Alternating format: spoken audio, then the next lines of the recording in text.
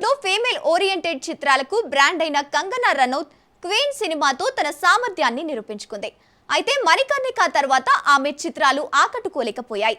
ప్రస్తుతం రాజకీయాల్లో యాక్టివ్ గా ఉన్న కంగనా సినీ కెరీర్ ను మళ్లీ బలోపేతం చేసుకోవాలని భావిస్తోంది. ఈ విషయం గురించి పూర్తి వివరాలు ఇప్పుడు చూద్దాం. కంగనా రనౌత్ 2014లో వచ్చిన క్వీన్ చిత్రంలో తన నటన ప్రతిభను దేశవ్యాప్తంగా నిరూపించుకుంది. ఆ సినిమా ఆమె కెరీర్ కు మైలురాయి అయ్యింది. అయితే మణికర్ణిక తర్వాత వచ్చిన చిత్రాలు విజయం సాధించలేకపోయాయి. పొలిటికల్ బయోపిక్స్ కూడా ప్రేక్షకులను ఆకర్షించలేదు.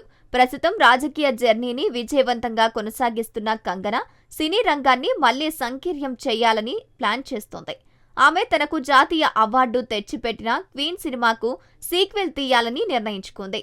ఒరిజినల్ దర్శకుడు వికాస్ బ్లహ్ ఈ సినిమాని కూడా డైరెక్ట్ చేస్తున్నారు.